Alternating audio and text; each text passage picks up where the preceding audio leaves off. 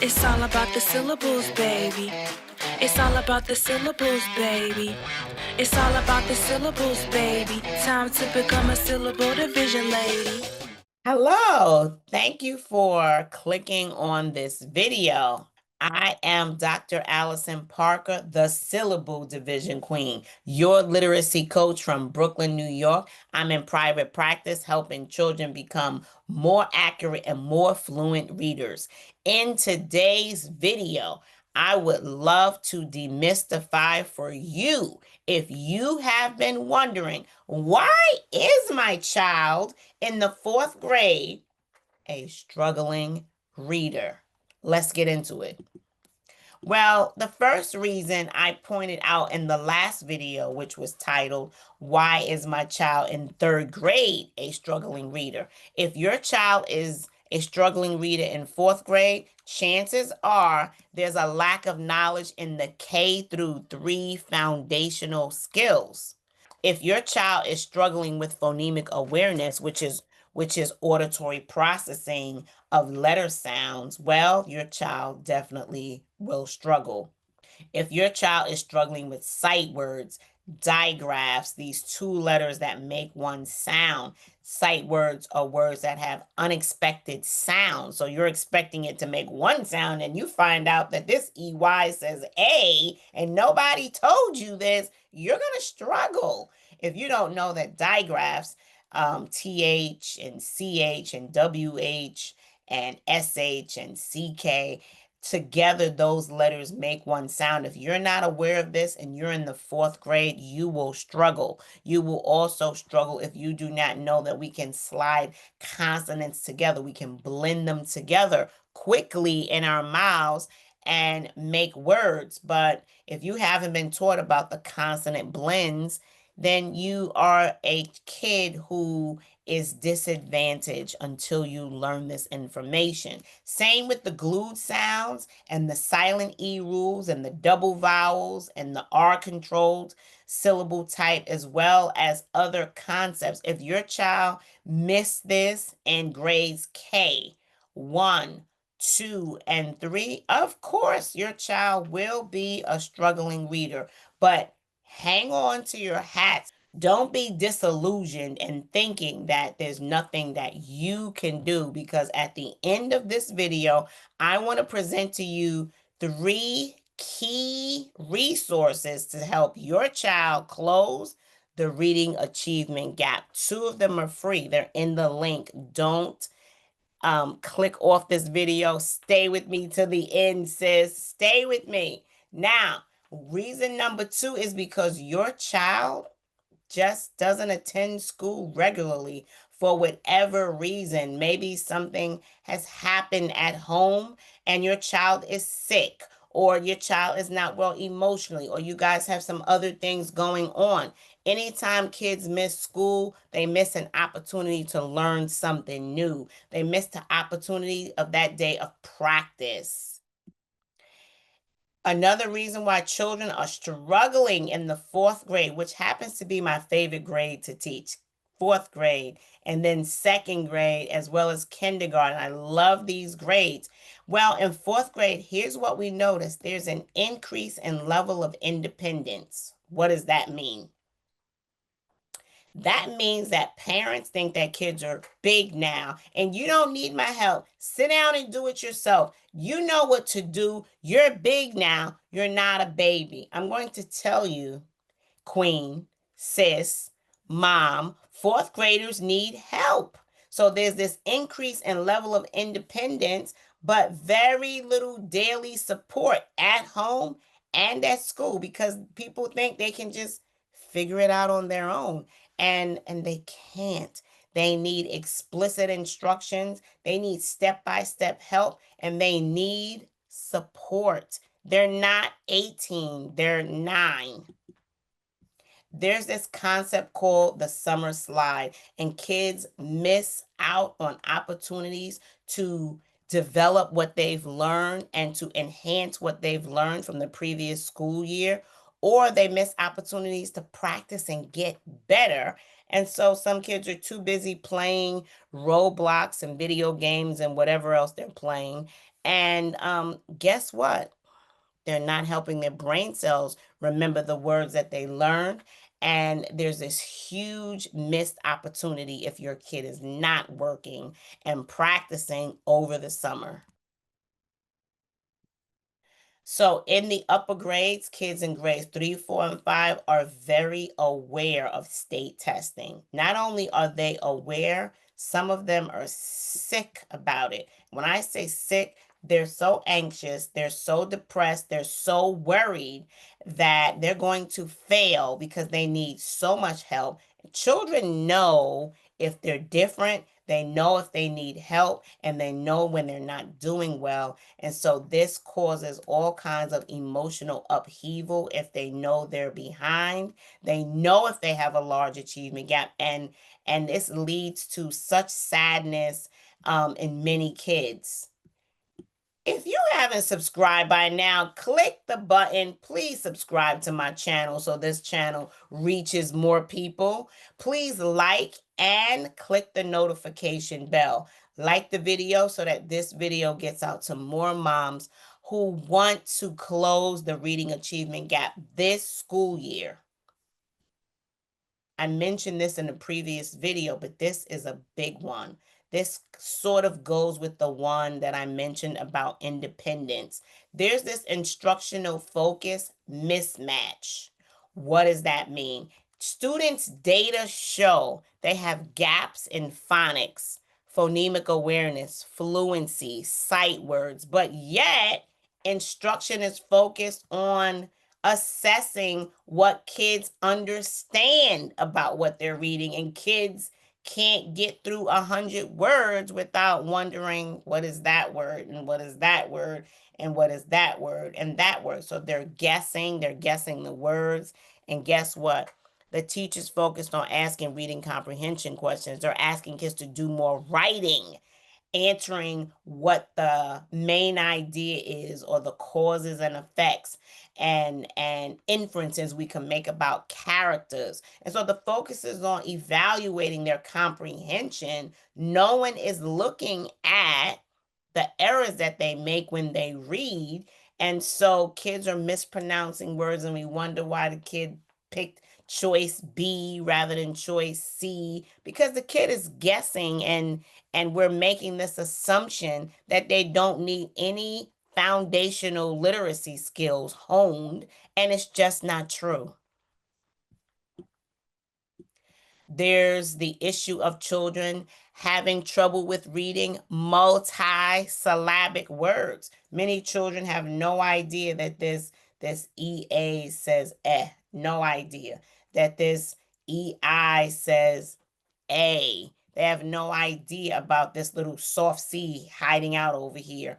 That TION says shun. They don't know that this OY says oi. Children are struggling to decode multisyllabic words, and because they're struggling because no one is listening to see if what they read has been read accurately and fluently. We're just jumping straight to let's answer the questions, and we haven't checked in with kids to see where they are in the process. Speaking of this is a real doozy for kids. I've noticed this in my private practice where I tutor children in Brooklyn, New York. And what we've noticed is kids in grades 2 through 11, I've noticed, cannot read words with that tricky little soft C. They don't know that the soft C says S. And so since they don't know that soft C says S, they can't read these words. I'm telling you, children struggle with soft C and the cousin soft G. They don't know that G has another sound, J. They don't know, and because they don't know, they haven't been taught. It wasn't in the curriculum. Mom didn't teach them. The teacher assumed they knew it. The teacher didn't notice. The teacher skipped that part of the curriculum. And so guess what? Kids are at a disadvantage. Prefixes are a letter or letters that appear at the beginning of words. They're added to base words, to real words. And guess what? They change the meaning of the word. If you haven't received instruction on how to read words with a prefix, then you look at these words and you think that they are insurmountable tasks for you to read because they're so unfamiliar looking. Same with suffixes. Children have not been provided with the needed instruction to help them know that these are suffixes. These suffixes are placed at the end of words. And if you didn't receive the instruction that you needed to be able to understand what to do with words with suffixes and how to read them in multi-syllabic words, guess what? You're lost.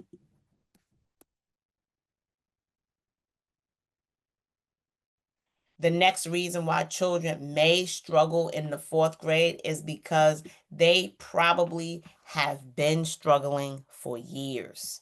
When I meet new clients at my office, one of the questions I'll ask when I meet mom and the child is, how long has the child been struggling? Nobody starts struggling in the fourth grade. Okay, kids who are struggling have been struggling. It's just that nobody listened in, or the kid was like I was in elementary school, so well behaved. We just got pushed along. I was clueless in math. Some kids are clueless in reading because no one is listening and noticing. And so dyslexia is a language-based learning disability. It's a learning difference in the brain. The left side of the brain struggles with language and literacy. And so the kid is trying to make sense of words, doing a whole bunch of guessing, and no one is giving them the support that they need. Comment the word assess, and I'd be happy to assess your child remotely in Zoom, or click the link below for the freebie, and you can assess your own child to find out what words your child is struggling with. Many kids who have dyslexia also have ADD and ADHD. They struggle to focus. They struggle to pay attention. They struggle to pay attention for a lengthy amount of time. And in the fourth grade, kids are expected to sit still, not move, and they can't focus. So they distract themselves, they distract others. They're not focused on what the teacher is saying. They're drawing on their notebooks. I used to doodle during math. I would draw flowers in my notebook. I wasn't focused in math because I was struggling. So kids who struggle have poor working memory. They have trouble remembering. And guess what? This is interfering with them retaining letters and sounds and concepts in literacy. Environmental factors are always at play. What is happening at home is going to impact student performance in school. So kids with little to no exposure with literacy at home, where reading to children at home is not necessarily a priority, singing and playing word games like Yahtzee and Scrabble and Upwords, these things don't happen. Kids don't play with words at home. It's just not a priority. Children don't go to the library. They don't borrow books. They don't listen to books. They don't read. Literacy is not a priority. Maybe the room or the space where the child is in the home is not well lit. It's not well organized. It's not organized for learning, for reading, for studying, for enjoying words. And so this also has a negative impact on children's literacy levels. Now, reason number 15 could actually be listed in all of these videos, because any trauma at home grades K through 12 will negatively impact children.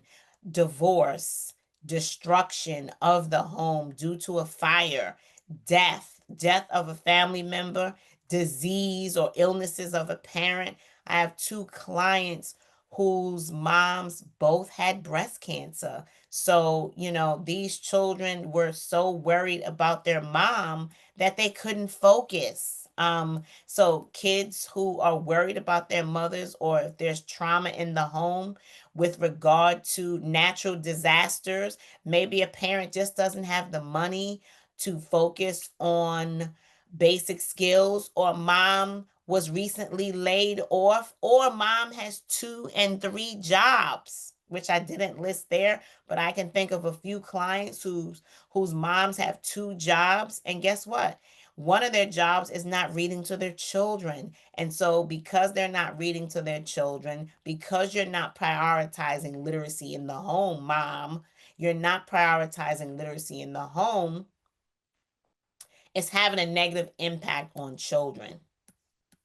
We have some children that have been struggling for years. They know that they're struggling. It's so uncomfortable for them that they become little behavior problems in schools, in classrooms. They have a lack of motivation, so they disrupt the class. They have low self-esteem, poor self-image, and they come to school not to learn but to disrupt and deflect attention away from them and their low reading. And this is one thing that they do so they could get out of the class, go to the principal's office, go to the teacher next door's class, anything, everything, but sit down and read, because they know that they have a huge achievement gap. These are kids who may refuse to do classwork, they refuse to do homework. I've had these, kids in my class. I remember one year I had a boy named Christopher who would come with all sorts of toys in his pockets. I was a fourth grade teacher at that time. He didn't do one lick of homework, even though every day I text his mom the homework. Oh, text me. I'll make sure it's done. It wasn't done. He came late every day. There was so much going on with this kid at home. It was so apparent. I'm not sure if mom was really addressing the issues, or she was just struggling. And these are kids who have, so many problems that reading is just not the focus, okay? It's not the focus. And some kids who are misbehaving, it's because they have no rules, no regulations at home. They're allowed to do what they want when they want. They don't respect learning. They don't respect the environment. They're disruptive at home. They're disrespectful to parents. They carry that behavior to school, and guess what? They don't focus on learning. So these are missed opportunities for kids who are struggling.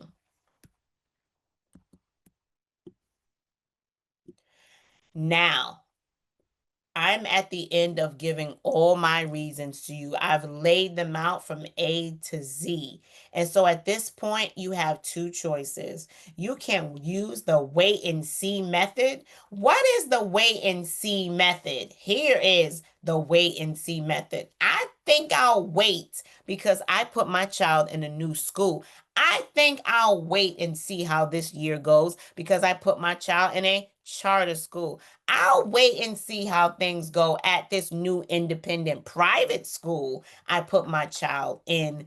Many parents in New York City are finding ways to sue the system, and they're placing them in these independent private schools, but they're not supporting kids at home because they think teachers are going to solve the problem. But teachers need help, and they need support. And more importantly, kids' brains need repetition and practice. And so the wait and see method, thinking that the school is going to close the reading achievement gap all on its own, is, I would say, a flawed thought. There are many issues with that thought. We can't expect a school system, a school, to do it all. Mom truly is the missing link in this literacy journey. What I would encourage you to do is to take action. What kind of action? Massive action. Start reading to your child until this becomes a daily habit. You don't have books? The public library does. Go there, get a library book, get one, get a couple of library books. Let your child pick out the books he or she wants to read. That will build their motivation. Listen to your child read. I have a freebie for you in the description box. I want you to click it, and I want you to listen to your child read. If you don't feel comfortable doing that, let me know. Comment the word assess in the comments, and I'll connect with you And I'll assess your child remotely to see where your child is. The bottom line is we have to take the information about the words that the kid cannot read and immediately implement a phonics program at home. The good news is I've created a course for moms, for busy moms, on how to close the reading achievement gap at home. It's called the Syllable Division Queen online course. And I also have a set of phonics books if you'd like those to supplement your child's learning. All of these resources are available in the description. Click the link below, and I look forward to seeing you on the next video. Ciao for now.